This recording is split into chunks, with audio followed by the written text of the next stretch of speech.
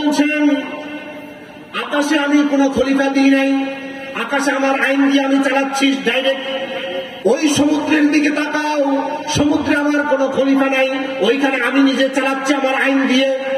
কিন্তু আমার আইন তোমরা বাস্তবায়ন করার জন্য আমি তোমাদেরকে খলিফা বানাইয়া আমার প্রতিনিধি হিসাবে আমার এই জমিনের মধ্যে পাঠিয়েছি। আপনি আকাশের দিকে তাকান, আল্লাহ তাআলা কি বলছে শুনুন।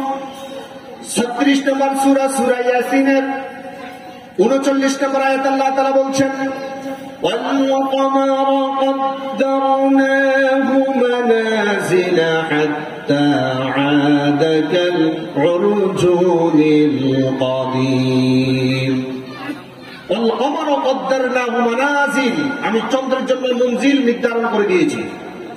এই আয়াত কারিমার তাফসিরে জালালাইন প্রণেতা তিনি বলছেন আকাশে শুধু চাঁদের জন্য 28টা মঞ্জিল আছে, 28টা স্টেপ আছে।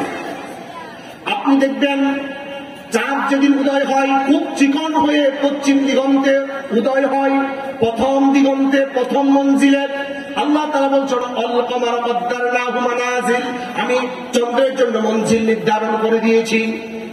প্রথম দিন প্রথম মঞ্জিলে, 2 নম্বর দিন 2 নম্বর মঞ্জিলে, 3 নম্বর দিন 3 নম্বর মঞ্জিলে, আরেকটু মোটা হয়ে 3 নম্বরের পরে আরেকটু মোটা হয়ে, এরপর আরেকটু মোটা হয়ে, এইভাবে 14 দিন পর পূর্ণিমার চাঁদ পূর্ণ আকৃতি নিয়ে এরপর সে উদয় হয়।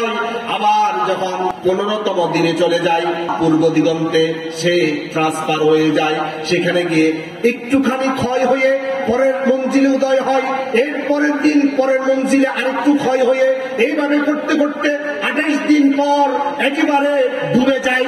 29 দিনের যদি চন্দ্রমাস হয় তাহলে একদিন অমাবস্যা হয়, আর যদি 30 মাস হয় 2 দিন অমাবস্যা হয়। তাহলে আপনি দেখুন আকাশে এই চাঁদ কার আইন মানে? আল্লাহর নামটা সবাই নিলেন না।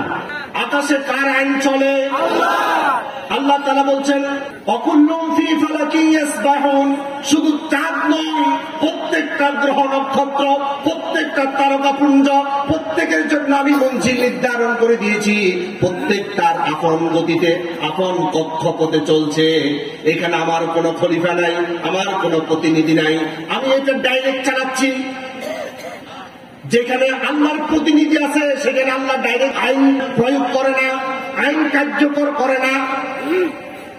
আকাশে কোনো খলিফা নাই, কোনো প্রতিনিধি নাই, আকাশে কার হুকুম চলছে? আস্তে নয়, চিৎকার দিয়ে